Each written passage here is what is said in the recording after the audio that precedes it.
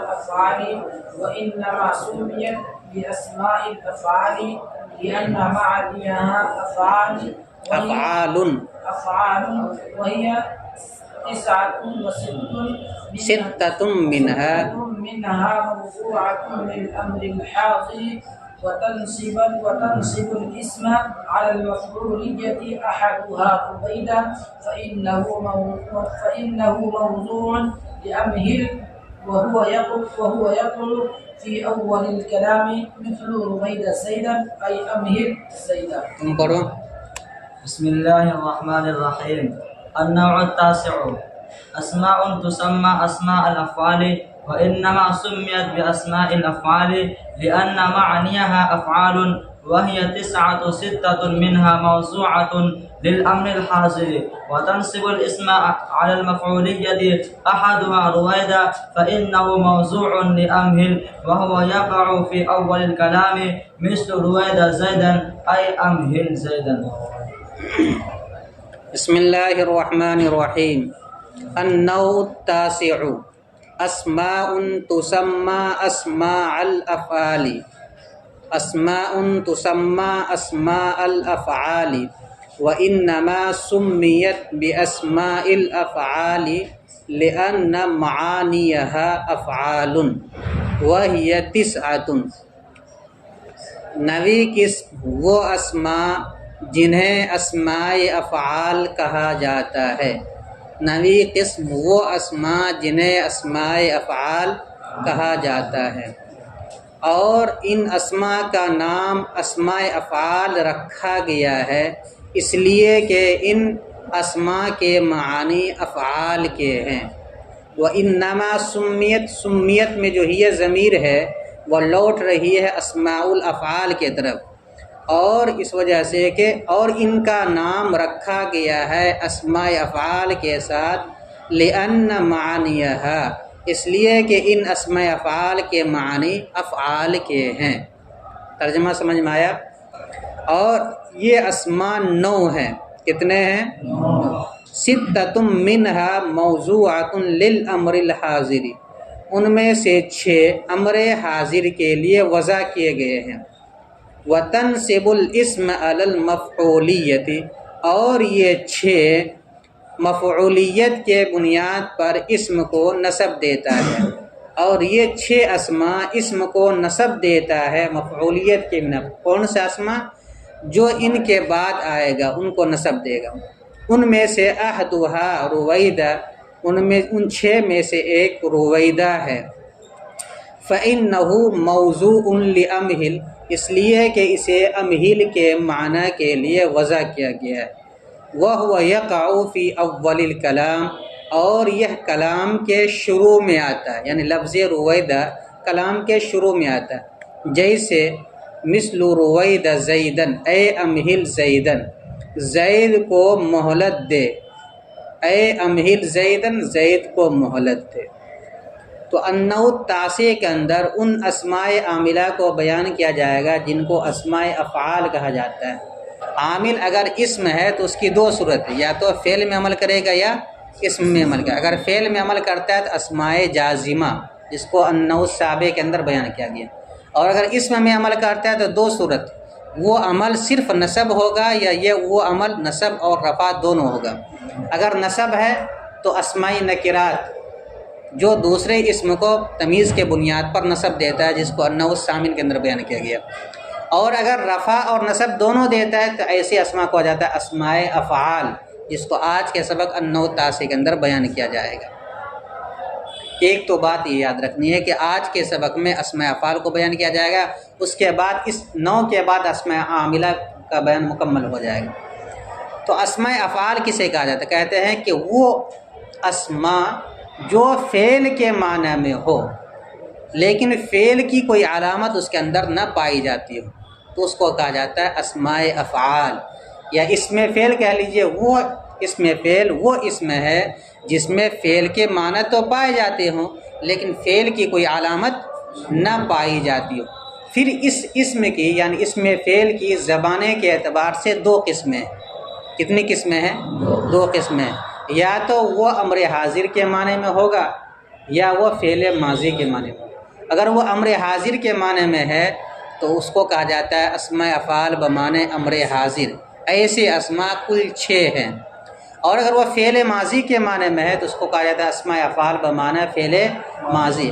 ایسے اسماء کل 3 ہیں، تو 6 اور 3 9، اسی کو یہاں کہا گیا وہی 9 اور یہ 9 اسماء۔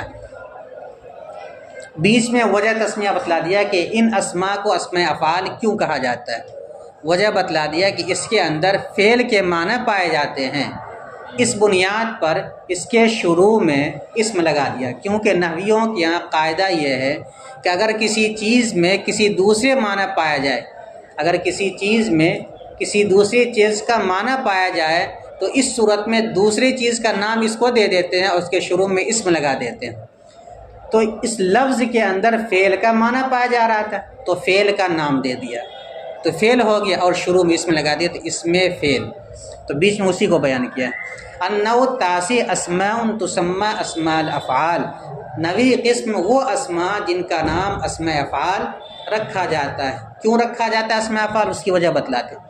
انما سمیت باسماء الافعال، ان اسماء کا نام رکھا گیا ہے اسماء افعال کے ساتھ، لأن معانیہا افعال، اس لیے کہ ان کے معنی افعال کے ہیں، تو فعل کا معنی پایا جاتا تھا اس لیے فعل کا نام دے دیا اور شروع میں اسم بڑھا دیا۔ جیسے کہ اگر مصدر ہے تو اس میں اگر مصدر کے معنی پایا جائے تو اسم لگا دیتے، اسم مصدر، مصدر اسم مصدر، صفت اسم صفت۔ اسی طریقے سے یہ ہے فعل اور اسم فعل۔ معانی یہ معنی کی جمع ہے، یہ معنی کس کی جمع ہے؟ معنی کی جمع ہے۔ افعال یہ فعل کی جمع، اس لیے کہ ان کے معنی افعال کے ہیں۔ اچھا ایسے اسماء کتنے کہتے ہیں؟ ہی 9 اور یہ 9 ہیں۔ 6 منہا موضوعۃ للامر الحاضر، ان میں سے 6 امر حاضر کے معنی کے لیے وضع کیے گئے۔ اچھا یہ عمل کیا کرتے ہیں امر حاضر کے جو معنی میں؟ تو بتلائے کہ اپنے مابعد کو نسب دیتا ہے مفعولیت کے بنیاد پر۔ جب امر حاضر کے معنی میں ہو گیا تو اب اس کے اندر فاعل کی ضمیر مستتر ہوگی ہمیشہ، جس کو آگے بتلائیں گے۔ منہا 6 منہا موضوعۃ للامر الحاضر، ان میں سے 6 امر حاضر کے معنی کے لیے وضع کیا گیا، وضع کیا گیا ہے یعنی بنایا گیا۔ وتنصب الاسم علی المفعولیت، اور یہ 6 اسماء اسم کو مفعولیت کے بنا پر نسب دیتا ہے۔ ان 6 اسماء میں سے پہلا احدھا رویدہ، ان میں سے پہلا رویدہ ہے۔ رویدہ یہ تصغیر ہے، اروادہ ارواد یہ مصدر ہے، اسی مصدر کے اندر حذف کر کے تصغیر بنا لیا گیا روید۔ اروادن اصل لفظ ہے، اروادن میں سے الف 2 الف کو گرا دیا، رودن ہو گیا، اور رود کو بنا دیا مصغر روید فاعل کے وزن پر۔ تو روید یہ مصدر کا بگڑی بھی ہوا ہے کہ ایک طرح سے شکل ہے، لیکن اس کے اندر فعل کے معنی پایا جاتا ہے، اس لیے اس کا معنی رکھ دیا اس کا نام رکھ دیا اسم فعل۔ کس کے معنی میں؟ کہتا ہے کہ روید امہل کے معنی میں۔ کس کے معنی میں؟ امہل، اور امہل کے معنی ہے تو مہلت دے، تو موقع دے۔ امہل کے معنی تو مہلت دے، لہذا رویدہ جہاں بھی آئے گا تو اسی معنی کو بتلائے گا۔ ان 6 میں سے ایک رویدہ ہے، اس لیے کہ یہ امہل کے معنی کے لیے وضع کیا گیا ہے۔ اب اس کے بعد رویدہ کے بارے میں ایک ضابطہ بتلاتے ہیں کہ یہ شروع کلام میں آتا ہے، اور شروع کلام میں لانا واجب نہیں ہے، یعنی آنا صحیح ہے، شروع کلام میں بھی آ سکتا ہے، جیسے کہ یہ مثال ہے رویدہ زیدن۔ اور کبھی کبھی ایسا ہوتا ہے کہ بیچ کلام میں آ جاتا ہے، بیچ کلام میں اگر آ جائے تو اس صورت میں اس کو یا تو صفت بنا دیتے ہیں یا حال بنا دیتے ہیں، جیسے کہ مثال کے طور پر کہتے ہیں کہ سارو رویدہ، سارو سیرن رویدہ، وہ آہستہ آہستہ چل رہے تھے، سارو یا وہ آہستہ آہستہ گئے۔ سارو رویدہ کیا ترجمہ کریں گے؟ وہ آہستہ آہستہ گئے۔ یا مثال کے طور سار القوم رویدہ، قوم آئی آہستہ آہستہ، یعنی بالکل آہستہ دھیمے حالت کے اندر وہ گویا کہ وہ یہاں پہنچے۔ تو رویدہ اگر بیچ کلام میں آ جائے تو اس کو کبھی حال بنا دیتے ہیں اور کبھی صفت بنا دیتے ہیں، اور شروع کلام میں آئے تو اس کو امر حاضر کے معنی میں کر کے اس کو جملہ اسمیہ بنا کر اسمیہ انشائیہ بنا دیتے ہیں۔ وَهُوَ يَقْعُ فِي أَوَّلِ الْكَلَامِ، اور یہ کلام کے شروع میں آتا ہے۔ کون؟ لفظ رویدہ، جیسے کہ روید زیدن اے امہل زیدن، تو زید کو مہلت دے، یعنی تو زید کو مہلت دے۔ ترجمہ سمجھ میں آ گیا؟ نویں قسم وہ اسماء جن کو اسماء افعال کہا جاتا ہے، اور ان کا نام رکھا گیا ہے اسماء افعال کے ساتھ اس لیے کہ ان کے معنی افعال کے ہیں، اور یہ 9 ہیں۔ 6 ان میں سے امر حاضر کے لیے وضع کیا گیا ہے، اور یہ 6 اسم کو نسب دیتا ہے مفعولیت کے بنا پر۔ ان 6 میں سے پہلا رویدہ ہے، اس لیے کہ اس کو امہل کے معنی کے لیے وضع کیا گیا، اور رویدہ کلام کے شروع میں آتا ہے، جیسے روید زیدن، تو زید کو مہلت دے، اے امہل زیدن، تو زید کو مہلت دے۔ تو یہ جو 6 قسمیں ہیں یا 9 کل ہیں اسماء افعال، یہ آپ کی صاحب کتاب کے اعتبار سے ہے، آپ کی صاحب کتاب کے اعتبار سے یہ جو مشہور ہے ان کو گنایا ہے، ورنہ اسی کے اندر منحصر نہیں ہے، بلکہ ان کے علاوہ اور بھی اسماء ہیں جس کو اسماء افعال کہا جاتا ہے، جیسے کہ آپ شروع میں پڑھ چکے قد بمعنی انتہی، حسب بمعنی اکتفی، یا اسی طریقے سے اف بمعنی تضرعت، مجھے تکلیف ہوئی، اف کو اس معنی میں استعمال کرتے ہیں۔ تو یہ منحصر اسی میں نہیں، ان کے علاوہ بھی ہو سکتا ہے، لیکن عام طور پر یہ بولا جاتا ہے، اس لیے ان کو گنا دیا گیا۔ ترکیب دیکھو، النوع التاسع مرکب توصیفی ہو کر مبتدا اسماء موصوف تسمى فعل مجہول، یہ ضمیر اس کا نائب فاعل، یہ ضمیر کہاں لوٹے گی؟ اسماء ان کی طرف۔ اسماء مضاف، الافعالی مضاف الیہ، مضاف الیہ سے مل کر مفعول بھی ثانی، تسمى کے اندر جو ضمیر ہے اس کو بنا دیں گے نائب فاعل، تسمى فعل مجہول، یہ ضمیر اس کا نائب فاعل، اسماء مضاف، الافعالی مضاف الیہ، مضاف الیہ سے مل کر مفعول بھی ثانی، تسمى فعل مجہول اپنے نائب فاعل اور مفعول بھی ثانی سے مل کر جملہ فعلیہ ہو کر اسماء ان کی صفت، موصوف اپنی صفت سے مل کر النوع التاسع مبتدا کی خبر، مبتدا اپنی خبر سے مل کر جملہ اسمیہ خبریہ۔ واو مستانفہ، انما کلمہ حصر، اس کو کیا کہیں گے؟ کلمہ حصر، یعنی کبھی کبھی حکم کو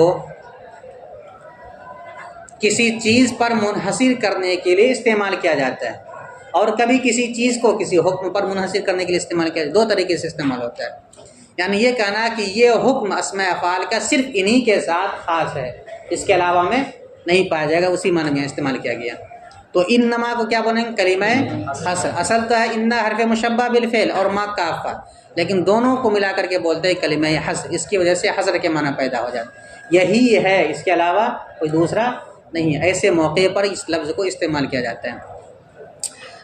واو مستانفہ انما کلمہ حصر سمیت فعل مجہول، یہ ضمیر اس کا نائب فاعل، با حرف جار، اسماء مضاف اور الافعالی مضاف الیہ، مضاف الیہ سے مل کر مجرور ہوا با حرف جار کا، جار اپنے مجرور سے مل کر متعلق ہوا سمیت فعل مجہول کا۔ یہ تو لفظاً مجرور ہے لیکن محلاً یہ منصوب ہے، محلاً یہ منصوب ہے۔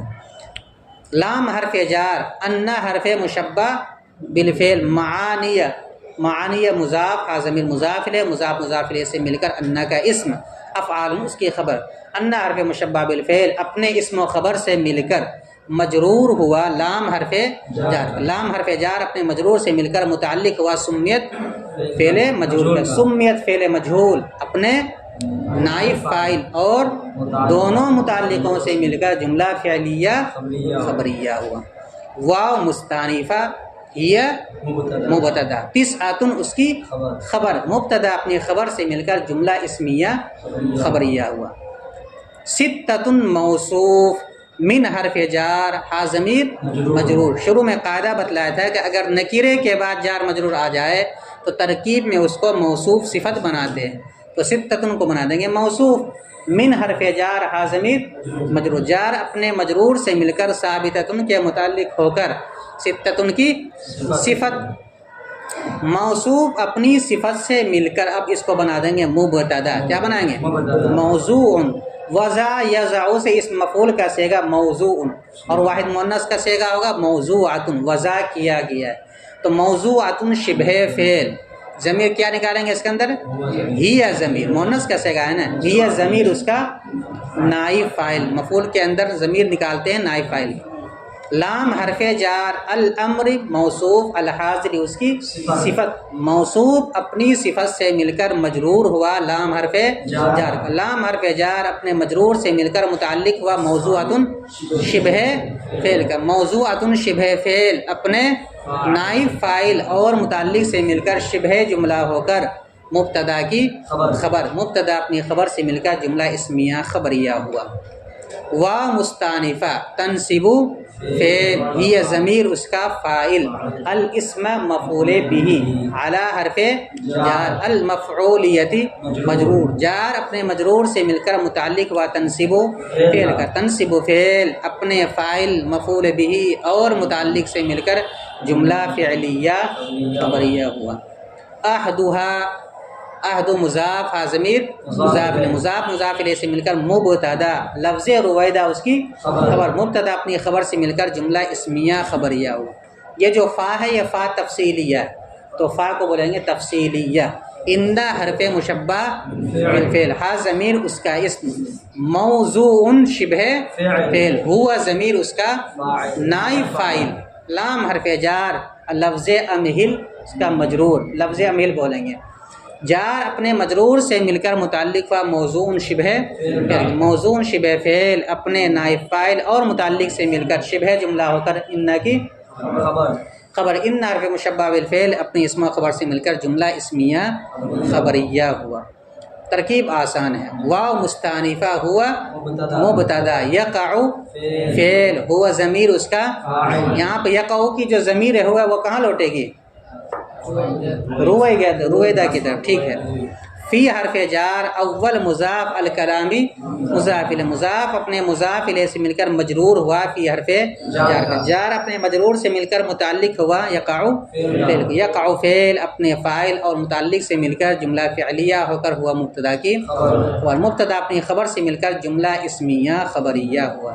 مثل و مضاف، رویدہ اسم فعل بمعنی امر حاضر، اسم فعل بمعنی ضمیر اس کے اندر پوشیدہ اس کا فاعل، ضمیر اس کے اندر پوشیدہ اس کا، اور زیدن مفعول به، رویدہ اسم فعل اپنے فاعل اور مفعول به سے مل کر جملہ فعلیہ انشائیہ ہو کر مفسر، اے حرف تفسیر، امہل فعل امر، انت ضمیر اس کا فاعل، زیدن مفعول به، فعل اپنے فاعل اور مفعول به سے مل کر جملہ انشائیہ ہو کر تفسیر، مفسر اپنے تفسیر سے مل کر مضاف الیہ ہوا مثل مضاف، مثل مضاف اپنے مضاف الیہ سے مل کر، مثل مضاف اپنے مضاف الیہ سے مل کر مثال مبتدا محذوف کی خبر، مبتدا محذوف اپنی خبر سے مل کر جملہ اسمیہ خبریہ ہو۔ ترکیب آسان ہے یا نہیں ہے؟ اب اسی طرح ترکیبیں ہیں، جیسے آج کی ترکیب ہے اسی طرح کی ترکیبیں مکمل ہے اس سبق میں، مبتدا خبر مبتدا خبر مبتدا خبر۔ مثل مضاف، رویدہ اسم فعل بمعنی امہل، انت ضمیر پوشیدہ اس کا فاعل، زیدن مفعول به، زیدن امہل فعل اپنے فاعل اور مفعول به سے مل کر جملہ فعلیہ، جملہ اسمیہ انشائیہ ہو کر مفسر، اس کو کیا بنائیں گے؟ جملہ اسمیہ انشائیہ ہو کر مفسر، اے حرف تفسیر، امہل فعل با فاعل، زیدن مفعول به، فعل اپنے فاعل اور مفعول به سے مل کر جملہ فعلیہ انشائیہ ہو کر تفسیر، مفسر اپنے تفسیر سے مل کر مضاف الیہ ہوا مثل مضاف اپنے مضاف الیہ سے مل کر خبر ہوئی مثال مبتدا محذوف کی، مبتدا محذوف اپنی خبر سے مل کر جملہ اسمیہ خبریہ ہوا۔ اس اسماء افعال میں اور افعال میں فرق یہ ہے کہ اسماء افعال کے لیے الگ الگ صیغے استعمال نہیں کیے جاتے، برخلاف افعال کے اس میں ہر ایک کے لیے الگ الگ صیغہ استعمال کیا جاتا ہے، واحد کے لیے واحد، تسنیہ کے لیے تسنیہ، جمع کے لیے جمع، فعلا ہے تو فعلا فعلا فعلو، مؤنث کا صیغہ ہے تو فعلت فعلتا فعلنا، برخلاف رویدہ کے واحد ہو یا جمع ہو یا تسنیہ ہو، مذکر ہو یا مؤنث، سب کے لیے رویدہ ہی استعمال ہوگا۔ کسی کو بھی کہنا ہے، مرد کو کہنا ہے تب بھی کہیں گے رویدہ زیدن، زید کو مہلت، عورت کو کہنا ہے تب بھی کہیں گے رویدہ زیدن، زید کو مہلت دو، ٹھیک ہے۔ تو اس میں اختصار پایا جاتا ہے اور افعال کے اندر اختصار نہیں پایا جاتا۔ دوسرا فرق یہ ہے کہ اسماء افعال کے اندر تعجب کے معنی پائے جاتے ہیں اور مبالغے کے معنی بھی پائے جاتے ہیں، جیسے کہ بعودہ کے معنی آتا ہے بعودہ جداً، بہت زیادہ دور ہوا، بہت زیادہ دور ہوا۔ اگر صرف دور ہونے کو بتلاؤں گا تو بعودہ استعمال ہوگا، لیکن بہت زیادہ دور ہو تو کہیں گے ہیہات، ہیہات، ہیہات بہت زیادہ دور ہو، بہت زیادہ دور۔ تو ہیہات بمعنی بعودہ کے ہوتا ہے، لیکن ہیہات اور بعودہ میں فرق یہ ہے کہ اس کے اندر مبالغہ ہے ہیہات میں اور بعودہ میں مبالغہ نہیں۔